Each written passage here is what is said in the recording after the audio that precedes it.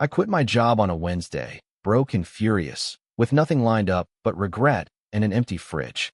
The next morning, I walked into the wrong building, said nothing, and somehow walked out with a badge, a smile, and a future that didn't belong to me. Or maybe it did. I still can't tell if I got lucky or if I was marked. You ever watch your own life fall apart in slow motion and still think, yeah, I can fix this? Yeah, that was me. I quit my job on a Wednesday.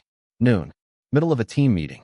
My manager, Dale, was mid-sentence about cost optimization when something inside me snapped like a dry twig. Maybe it was the way he said it, like we were all just columns on a spreadsheet. Or maybe it was the third time that month he forgot we weren't getting bonuses after record sales. I stood up, said 3 words I didn't plan to say. I'm done here. The room went dead silent. Dale blinked like I'd spoken Latin. Excuse me. I said I'm done. I quit. And I did. Just walked out, left my badge on the table, and didn't even bother packing the photos of my niece from my desk. I took the elevator down 15 floors and walked right out onto the street, into the teeth of a Chicago spring wind that hit like a slap. No plan, no backup, just rage and a bank account low enough to give my debit card stage fright. I spent the rest of the day on autopilot. Wandered into a bar I used to like back in college, ordered 1 beer, and nursed it like it owed me rent. My phone buzzed once. Dale, probably, but I let it die in my pocket. By midnight, I was in my tiny studio apartment, eating half-cooked ramen and staring at the ceiling like it might hand me answers. It didn't. The next morning, I woke up to a gray sky and a headache. Nothing new. I had no job, no income, and enough anxiety to power a city block. But I still got dressed. Habit, I guess. Tossed on jeans and a hoodie, grabbed my keys, and just left. I didn't even know where I was going. I ended up downtown, near the Riverwalk. Windy, loud, people everywhere. I followed the noise until I saw a crowd near an old hotel, the McAllister.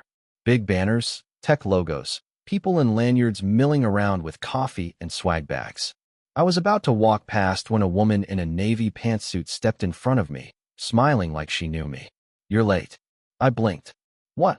Registration ended 10 minutes ago. But I'll squeeze you in. Come on.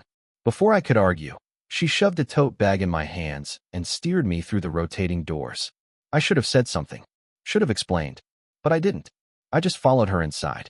The conference badge she handed me said J. Mathers, Product Strategy. No picture. Just a name and a barcode. It dangled from my neck like an identity I hadn't earned. I didn't even know what product strategy meant, but no one looked twice. The place was packed. Glass walls, polished marble floors, people tapping furiously on laptops like the building was wired to detonate if someone didn't finish their pitch deck in time. Startup logos splashed on every wall. Names I half recognized from podcasts I pretended to listen to. I thought about leaving at least 6 times in the first 5 minutes. But the smell of free coffee and the vague hope of air conditioning held me hostage. A man in a dark sweater vest brushed past me and said, "Hey, your panel's in room 4B. He didn't wait for me to answer, just pointed vaguely and kept walking. I followed the flow of people up a set of carpeted stairs that probably cost more than my old car and ducked into a room labeled for B. Half the seats were full. A projector glowed blue against the far wall. The words Distributed Futures were displayed in blocky white text. I slid into the back row. A guy next to me nodded. You with Silo? Silo. I repeated. Yeah, he said. Your badge, Mathers, right? Silo's product team. Oh, right. Yeah, Silo. He laughed. Man, I loved your teardown on Ember's UI last quarter. Ruthless. You're like the Gordon Ramsay of UX. I smiled. Nodded. Said nothing. I had no idea what any of that meant. By the time the panel started, I was too scared to leave. The moderator launched into questions about architecture redundancy, user onboarding, and scaling asynchronous engagement. It sounded like poetry written by a robot with a head injury. But here's the thing. Nobody seemed to care that I wasn't supposed to be there. I spent the rest of the day drifting from room to room. Every time someone asked me something I didn't understand, I deflected with vague words like traction, alignment, or early-stage challenges. It worked. People nodded, smiled, moved on. At one point, I grabbed a cookie from the catering table and a guy with a lanyard that said Hugo, CTO, Velocity, turned to me and said, You guys looking for seed or Series A? I swallowed the cookie whole. A seed. But we're staying nimble. He grinned. Smart. Nobody wants to be over-leveraged in this climate. You got a deck. Working on it. Cool. Let's talk Monday. He handed me a card. Just like that. I stood there holding it, stunned. This was a world where people handed each other futures like they were business cards. By 4 p.m., I was sitting at a table near the exit, nursing my third coffee, wondering how much longer I could play pretend before someone tackled me and dragged me out in zip ties. Then she sat down across from me. No warning. No hello. Just dropped her iced matcha on the table and stared. I know you're not Jay Mathers. My stomach dropped. Her eyes were dark and amused, not angry. I'm the real Jay Mathers, she said. I lost my badge in the lift this morning. Thought it was gone for good. I opened my mouth to speak. Nothing came out. I was going to report you, she continued. But then I saw you in room 4B. She leaned in. You didn't say a word the whole time. Didn't even pretend to take notes. I can explain, I stammered. Don't, she said. I'm not mad. I blinked. You're not. She smiled. Nope. Honestly, it was kind of impressive. You blended in better than half the people who actually work here. I exhaled for the first time in hours. She extended her hand. Jess Mathers. Product strategy. Actual silo. I shook it. Eli. Unemployed. She raised an eyebrow. Nice. Bold title. We talked for 15 minutes. Maybe 20. She asked what I used to do. I told her about the warehouse job, quitting, the nothingness after. She didn't laugh. Didn't pity me. Just listened. Finally, she said, we're hiring. Not for warehousing, real stuff. Entry-level ops, but it's a foot in. You interested? I stared at her. I'd spent the last 24 hours spiraling, and now this stranger, whose name I'd literally worn like a mask, was offering me a job? Yeah, I said, before my brain could catch up. Yeah, I'm interested. 2 days later, I walked into Silo's downtown office with shoes I'd scrubbed clean in the sink and a shirt I'd ironed using the steam from my shower. Jess met me in the lobby. Same no-nonsense energy, but today she wore a blazer that said, "Don't screw this up." You're not the weirdest hire I've ever made, she said as the elevator doors closed behind us. That's oddly comforting. But don't make me regret it. Less comforting. Silo's office looked like a tech startup exploded inside a Scandinavian furniture catalog. Exposed beams, neon wall slogans, succulents everywhere. The break room had 3 espresso machines and an app pod. The bathroom smelled like mint and self-importance. Jess introduced me to a guy named Warren, who ran internal systems. He shook my hand like it owed him money. You're the one who wandered in from nowhere? He asked. I nodded. Guilty.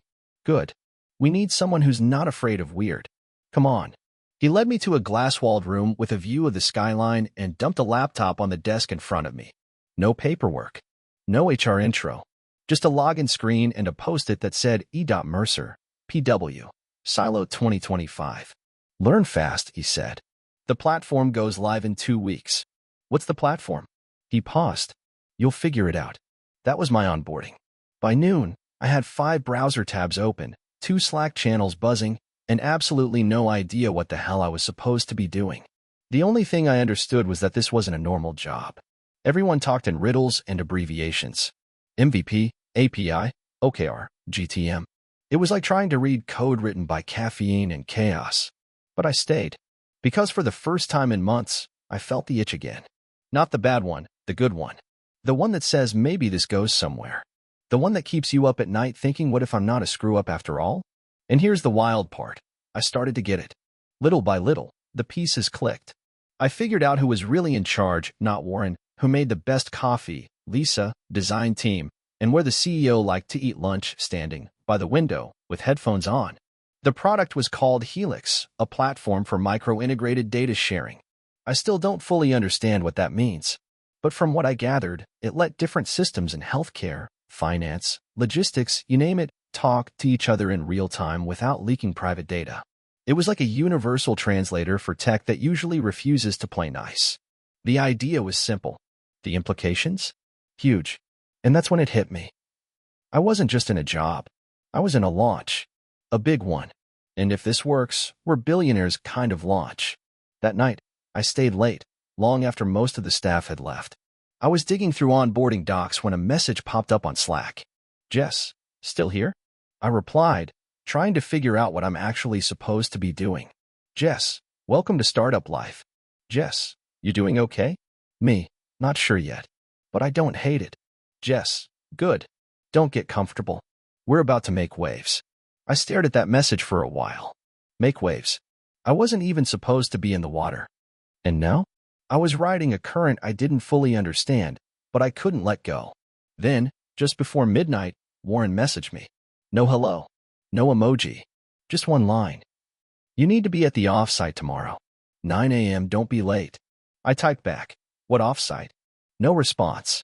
Just a calendar invite marked confidential. Location, blank. Time, 9 a.m. Attendees, 5 people. I didn't know it yet, but that meeting, it would change everything. The address led me to a warehouse near the river. Not the trendy kind with string lights and food trucks parked outside. This was old steel and oil stains, tucked between a condemned brewery and a chain-link fence sagging under the weight of time. It was 8:55 a.m. when I arrived. No signs. No logos. Just a plain steel door and a keypad. I hesitated. Then the door clicked open. Inside, the air was cold and buzzing faintly with electricity. Strip lights hummed above rows of folding chairs and a projection screen glowing white. 5 people were already seated. I recognized Jess and Warren. The others? No clue. A man with dark hair and a gray blazer nodded at me. Eli Mercer? Yeah. Good. Close the door. I did. He motioned toward an empty chair. I'm Felix, CEO of Silo. I sat down. No one spoke. Felix picked up a remote, pointed it at the projector, and the screen filled with a word I'd never seen before. Karst. Under it, a diagram, nodes, encrypted lines, dots that connected and branched like neurons. This is the real product, Felix said. Helix is the shell, the box. Karst is what lives inside it. I looked around, expecting someone to laugh. No one did. Karst isn't just a platform, he went on. It's a network. Distributed, encrypted, predictive. Built to integrate data across systems and flag inconsistencies before they become breaches. It learns. Adapts. It's autonomous. Warren cut in. It watches everything. Every field. Every touch point. And it remembers. Felix nodded.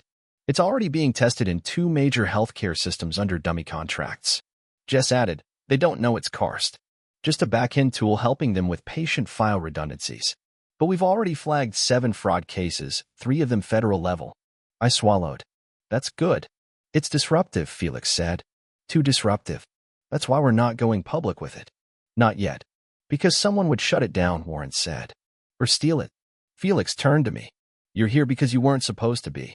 And that might make you our most valuable asset. That made me sit back. Say again. Jess leaned forward. You walked in off the street, no baggage, no connections, and somehow slipped right into the cracks. You're invisible in a way we can't be. You mean I'm expendable? No, she said. I mean you're free. Felix clicked again. A map appeared, red markers across Europe, the US, Southeast Asia. Karst can go global. Quietly. We're not just talking security. We're talking infrastructure. Elections. Energy. Finance. Whoever controls Karst controls the network beneath the network. He looked at me. That's where you come in. I stared at him. I don't even know what I do here yet. That's the point, he said. You're the ghost. We need someone who isn't in anyone's system. No one's watching you. No NDAs. No press. No file. Just movement. My hands were sweating. This is insane, I said. You're talking about building a shadow internet. Felix smiled. We're not building it. We already did. He stood. You have until Friday to decide, Eli. Stay in your little desk job, or join the team that's going to rewrite the rules. Warren handed me a folder. Thick. Black. Unmarked. Take this. Don't copy it. Don't photograph it. Just read it. Then burn it. Jess walked me to the door. You good? She asked. No idea. She smiled. Then you're exactly where you need to be. Outside, the city hadn't changed. Cabs honked. People shouted into phones. Somewhere, a dog barked at a pigeon. But inside me, something had shifted. This wasn't just about a job anymore. It was a choice. Be small. Or matter. I didn't go home after the meeting. I walked. Miles. Through alleys, under the L, past the same liquor store 3 times without noticing. The black folder felt like it weighed 30 pounds in my backpack, like it had a pulse. When I finally stopped, I was at my old neighborhood diner, the one that smelled like fryer grease and first jobs. I ordered coffee and sat in the corner booth, facing the door, like I'd seen people do in movies when they expected trouble. I opened the folder. Inside, schematics, contact reports, code printouts. Nothing labeled confidential, but everything screamed it. One page described a load event simulation in a South Korean telecom exchange. Another showed graphs predicting how Karst would respond to coordinated cyber attacks before they happened. There were case studies, too. Real ones. One where Karst flagged a backdoor into a military contractor's system that had gone unnoticed for 6 months. Another where it identified a fake NGO funneling bribes to 3 Eastern European politicians. All of it felt like spy fiction. Except it wasn't, because I was holding it. Halfway through, I found a letter, handwritten, slanted, unmistakably Jess. Eli. If you're reading this, you already know we're not just building tech. We're building the firewall between what is and what's about to be. You didn't choose this path, but it chose you. The fact that you're still reading proves you belong here. But understand this. Once you step in, there's no going back. Not just for you. For anyone close to you. Choose with both eyes open. J. I closed the folder. Didn't finish my coffee. Went home and burned the papers in my bathtub, one by one. The next morning, I walked into the office like nothing had changed. And maybe it hadn't on the outside. But inside, the current had caught me. That week moved like a movie on fast forward. I got pulled into side projects with Warren. Late-night strategy calls. NDAs thicker than phone books. Jess looped me into quiet meetings where they talked about contingency nodes and post-penetration redundancies. Everyone acted like it was normal, but it wasn't. One night, I left the office past 11. The train station was empty except for a guy sitting 2 benches down. He looked up, made eye contact, smiled a second too long. I took the next train, didn't wait for mine. When I got home, my door was unlocked. Nothing missing. Nothing moved.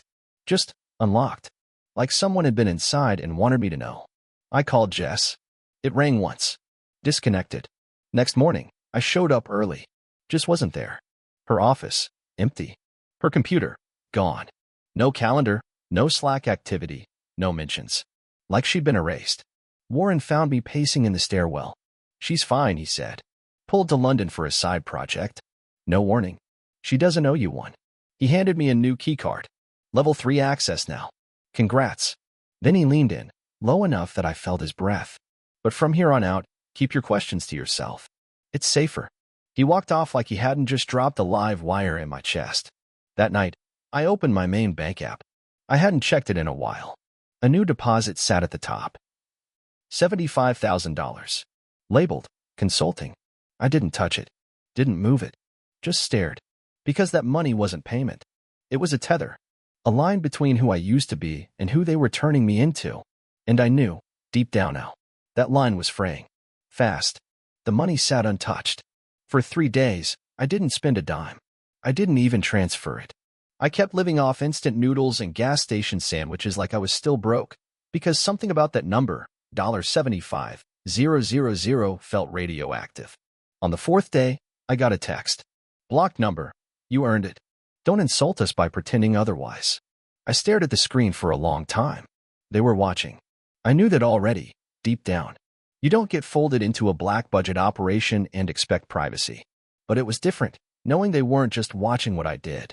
They were watching how I felt about it. That night, I pulled every piece of tech I owned and stuck it in the microwave.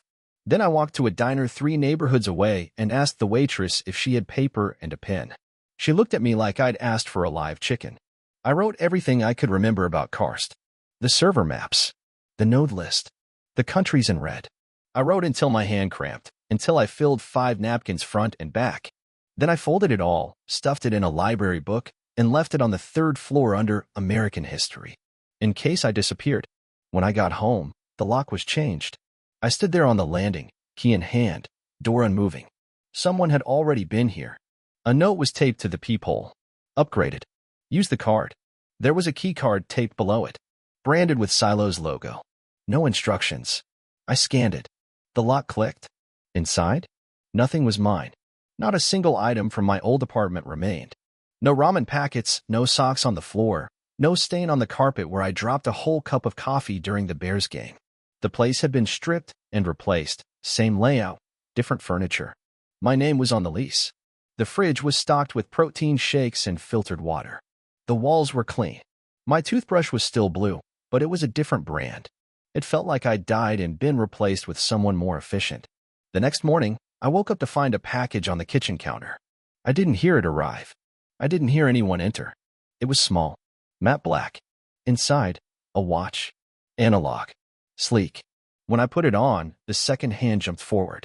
A few seconds later, a vibration. Then a voice. Jess, don't react. Just listen. I froze. The voice came through the watch. Not loud. Just under the breath of the room. I didn't go to London. They pulled me. You're being tested now. Not for loyalty, for adaptability. They want to know how far you'll bend before you break. I whispered, what do they want me to do? Another vibration. I can't say more. Just watch the news tomorrow. Channel 6, 8:17 a.m. Then silence. I sat on the couch like the air had turned toxic. I didn't sleep. At 8:15 the next morning, I turned on the TV. Channel 6. Local news. Weather. Sports. Traffic. Then a breaking banner rolled across the bottom of the screen. FBI raids local data center, suspected of hosting unlicensed infrastructure. Footage played. Men in tactical gear storming a squat glass building in the suburbs. Silo's offsite hub. The same warehouse from the confidential meeting. No arrests. No statements. Just footage. Scrubbed clean by noon. I checked Silo's Slack. Silent. Then an all-hands message appeared. All staff. Work remote for the week. Internal maintenance. Warren didn't reply to my messages. Felix's calendar went blank. I checked my banking app again. The $75,000 was gone. Replaced with a new deposit. $150,000. This time, no label. Just raw currency. I closed the app, turned off my phone, and realized something that made my stomach turn. This wasn't a company. It was a system, and I wasn't an employee.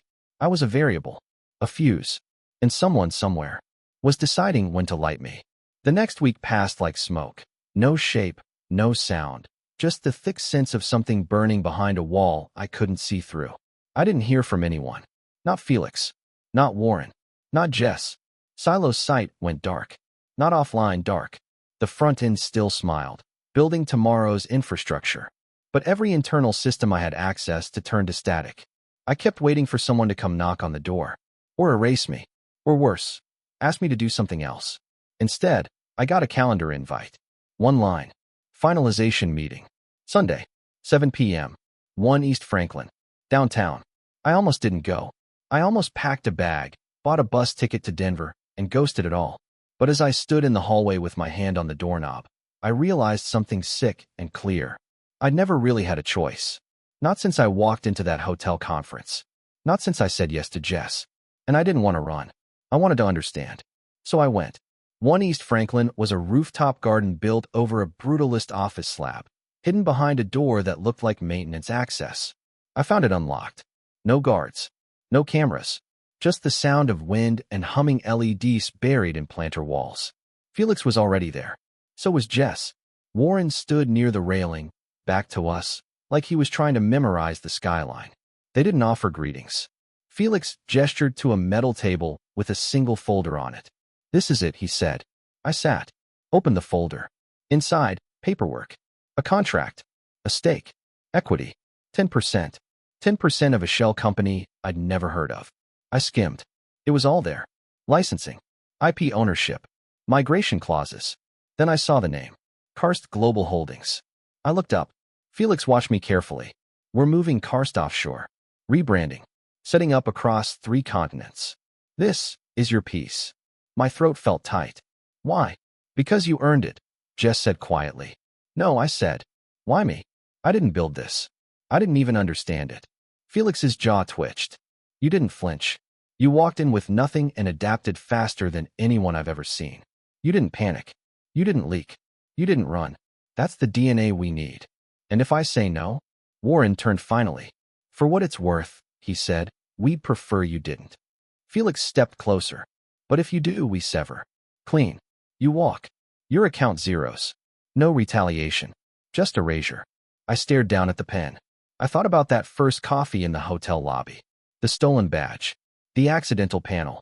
I thought about the ramen, the rent notices, the silence in my phone. And then I thought about $150,000 sitting in an account I couldn't explain to the IRS. I still don't trust you, I said. Felix nodded. Good. That's how this survives. I signed. I don't remember what name I used. Might have been mine. Might have been a new one. The lines between those things had started to blur.